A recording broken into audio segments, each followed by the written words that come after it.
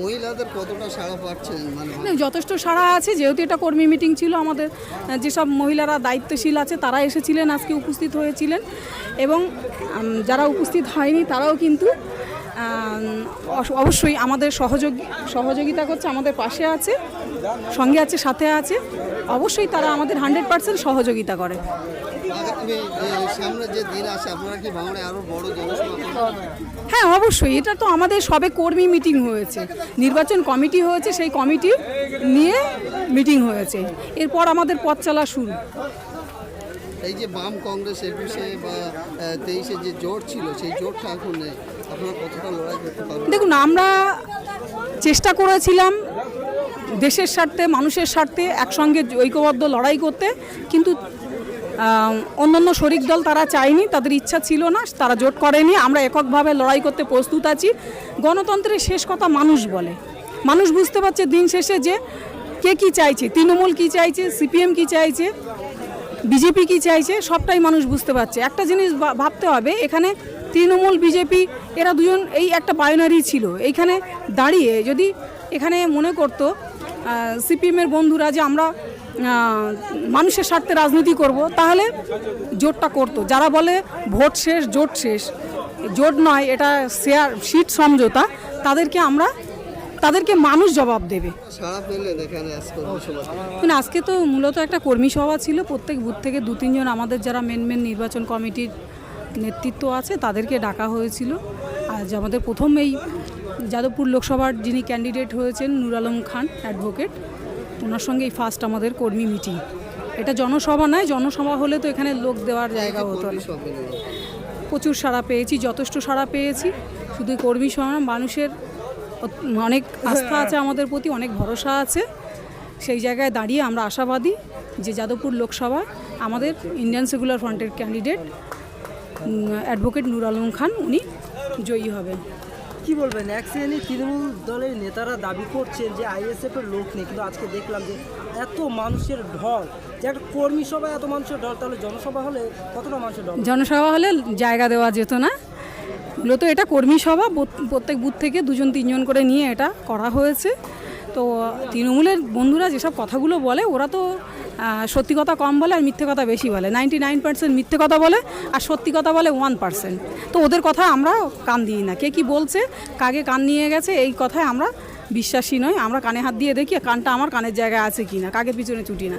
এই যে আরাফুল ইসলাম জেলে আছে, আপনারা কি লোকসভা ভোটে বাড়তি কোনো সুবিধা পাচ্ছেন ভাঙড়ে বলে মনে করেন? দেখুন, তখনও ছিল, তখনও আমরা ভোট করিয়েছি। উনি নেই, এখনও আমরা ভোট করাবো। সুবিধা অসুবিধার ব্যাপারটা নয়। উনি একা জেলে গেলে তো আর হয় না। এখানে যে শয়তানটা আছে সে তো এখনও জেলে যায়নি, যে নটোরিয়াস ক্রিমিনাল, স্বঘোষিত ইন্টারন্যাশনাল মানে হিউম্যান রাইটস কমিশন ঘোষিত স্বঘোষিত নটোরিয়াস ক্রিমিনাল, যাকে এই রাজ্যের মুখ্যমন্ত্রী নিজে বলেছেন যে তুই তো বোম বাঁধিস। যাকে বোম বাঁধা বলে আখ্যা দেয় সে কিন্তু এখনও এই ভাঙড়ের দায়িত্বে আছে। অতএব এই নির্বাচনটা আমাদের কাছে একটা চ্যালেঞ্জ। মানুষ আমাদের সঙ্গে আছে, মানুষ পাশে আছে। আশা করছি মানুষ যোগ্য জবাব দেবে। এখানে তো তৃণমূল বিজেপির একটা সেটিং চলছে, সেটা মানুষ ভালো করে পরিষ্কার বুঝতে পারছে। সেই সঙ্গে আমাদের যারা শরিক বন্ধু ছিল তারা কিন্তু জোট করেনি, তারা সেই হয়তো প্রকাশ্য অথবা গোপনে তাদের সুবিধার্থে তারা জোট থেকে পিছিয়ে গেছে। অতএব আমরা ওটা নিয়ে আশাবাদী নয়, চিন্তিতও নয়। মানুষ আমাদের সঙ্গে আছে। গণতন্ত্রের শেষ কথা জনগণ বলে। জনগণ ঠিক করবে কাকে ভোট দেবে। 2021 সালে আপনারা দেখেছেন নির্বাচন হয়েছে, সেখানে বলেছিল আমরা এনআরসি, বিজেপি চলে আসবে, এনআরসি হবে, এই সেই। পারলো কি বিজেপিকে আটকাতে, না এনআরসি আটকাতে? 2019-এ যে লোকসভা হয়েছিল সেখানে 18টা সিট পেয়েছিল বিজেপি। কি করে পেল? তখন তো আইএসএফ ছিল না। তখন কি করে 18টা সিট এই বিজেপি পেল? অতএব এটা একটা গিমিক রাজনীতি চলছে এখানে। তৃণমূল নিজের ভোট টানার জন্য বারবার বিজেপিকে ভয় দেখায়, আর বিজেপি বারবার হিন্দু মুসলিম এনআরসি এই নিয়ে রাজনীতি করে। এটা একটা রাজনৈতিক কৌশল ছাড়া আর কিছু নয়। আমরা মানুষ জবাব দেবে। লক্ষ্মীর ভাণ্ডার ছিল 500 টাকা, যেই লোকসভা ভোট চলে এসেছে এই লক্ষ্মীর ভাণ্ডার 500 থেকে 1000 টাকা করেছে এবং 1000 টাকা থেকে 1200 টাকা করেছে, তার মানে এই মমতা সরকার ভোট কেনার কৌশল। বোঝাতে চাইছেন যে টাকা বাড়িয়ে যে আমরা ভোট কিনতে পারি। ভোট কেনার কৌশল। যতই লক্ষ্মীর ভাণ্ডার দিক আর যাই দিক, মানুষ কিন্তু তাদের ভোটটা সঠিক জায়গায় দেবে। আজ তুমি লক্ষ্মীর ভাণ্ডার দিচ্ছ আর লক্ষ্মীর সংসারটাকে শেষ করে দিচ্ছ।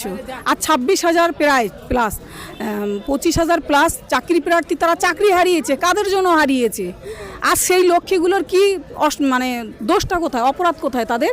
তাদের পরিবারের লোক আজ কী খাবে ভেবে দেখেছেন? তারা যে জমি জায়গা অমুক তমুক 7-17 তাদের জীবনের সমস্ত উপার্জনকে সব শাসক দলকে দিয়ে একটা হিউজ অ্যামাউন্ট দিয়ে চাকরিগুলো পেয়েছিল। কিছু মানুষ যোগ্যতার ভিত্তিতে পেয়েছে, যারা যোগ্যতার ভিত্তিতে পেয়েছে তাদেরও সম্মানহানি হয়েছে, তারাও এখন সংকটের মুখে আছে। আর যারা তাদের সমস্ত উপার্জন জমি জায়গা বিক্রি করে তাদের জমা পুঁজি দিয়ে যে চাকরিটা পেয়েছিল, সেটাও তো আজকে তাদের হাতছাড়া হয়ে গেছে। তারা যাবে কোথায়? তাদের পরিবারটা এখন কী করবে? তাদের বুক ভাঙা কান্নাগুলো আমরা দেখতে পাচ্ছি, তাদের আর্তনাদগুলো শুনতে পাচ্ছি। কিন্তু দোষটা একেবারে তাদের নয়, দোষ এই শাসক দলের। যারা চাকরি চুরি করেছে, যারা বিক্রি করছে, এর সাজা তো ওদের পাওয়ার দরকার। যারা কোটি কোটি টাকার বিনিময়ে মানুষের ভবিষ্যৎ নিয়ে চিনিমিনি খেলেছে, এর জন্য দায়ী তারা। এই লক্ষ্মীর ভাণ্ডার দিয়ে তাদের মুখে হাসি ফোটানো যায় না। সামান্য কটা টাকা লক্ষ্মীর ভাণ্ডার কি এমন যায় আসে? আজকে জিনিসপত্রের এত দাম বাড়ছে, মূল্য বৃদ্ধি হচ্ছে, কোথায় কি লাগবে কাজে? এই লক্ষ্মীর ভাণ্ডার 500, 1000, 1200 টাকা কি কাজে লাগবে? এই যে আজ নওশাদ সিদ্দিকী একেবারে স্টেজে কর্মী সভা থেকে তিনি আমরা মানুষ জবাব দেবে। লক্ষ্মীর ভাণ্ডার ছিল 500 টাকা, যেই লোকসভা ভোট চলে এসেছে এই লক্ষ্মীর ভাণ্ডার 500 থেকে 1000 টাকা করেছে এবং 1000 টাকা থেকে 1200 টাকা করেছে, তার মানে এই মমতা সরকার ভোট কেনার কৌশল। বোঝাতে চাইছেন যে টাকা বাড়িয়ে যে আমরা ভোট কিনতে পারি। ভোট কেনার কৌশল। যতই লক্ষ্মীর ভাণ্ডার দিক আর যাই দিক, মানুষ কিন্তু তাদের ভোটটা সঠিক জায়গায় দেবে। আজ তুমি লক্ষ্মীর ভাণ্ডার দিচ্ছ আর লক্ষ্মীর সংসারটাকে শেষ করে দিচ্ছ। আর 26,000 প্রায় প্লাস 25,000 প্লাস চাকরি প্রার্থী, তারা চাকরি হারিয়েছে। কাদের জন্য হারিয়েছে? আর সেই লক্ষ্মীগুলোর কি মানে দোষটা কোথায়, অপরাধ কোথায় তাদের? তাদের পরিবারের লোক আজ কী খাবে ভেবে দেখেছেন? তারা যে জমি জায়গা অমুক তমুক 7-17 তাদের জীবনের সমস্ত উপার্জনকে সব শাসক দলকে দিয়ে একটা হিউজ অ্যামাউন্ট দিয়ে চাকরিগুলো পেয়েছিল। কিছু মানুষ যোগ্যতার ভিত্তিতে পেয়েছে, যারা যোগ্যতার ভিত্তিতে পেয়েছে তাদেরও সম্মানহানি হয়েছে, তারাও এখন সংকটের মুখে আছে। আর যারা তাদের সমস্ত উপার্জন জমি জায়গা বিক্রি করে তাদের জমা পুঁজি দিয়ে যে চাকরিটা পেয়েছিল, সেটাও তো আজকে তাদের হাতছাড়া হয়ে গেছে। তারা যাবে কোথায়? তাদের পরিবারটা এখন কী করবে? তাদের বুক ভাঙা কান্নাগুলো আমরা দেখতে পাচ্ছি, তাদের আর্তনাদগুলো শুনতে পাচ্ছি। কিন্তু দোষটা একেবারে তাদের নয়, দোষ এই শাসক দলের। যারা চাকরি চুরি করেছে, যারা বিক্রি করছে, এর সাজা তো ওদের পাওয়ার দরকার। যারা কোটি কোটি টাকার বিনিময়ে মানুষের ভবিষ্যৎ নিয়ে চিনিমিনি খেলেছে, এর জন্য দায়ী তারা। এই লক্ষ্মীর ভাণ্ডার দিয়ে তাদের মুখে হাসি ফোটানো যায় না। সামান্য কটা টাকা লক্ষ্মীর ভাণ্ডার কি এমন যায় আসে? আজকে জিনিসপত্রের এত দাম বাড়ছে, মূল্য বৃদ্ধি হচ্ছে, কোথায়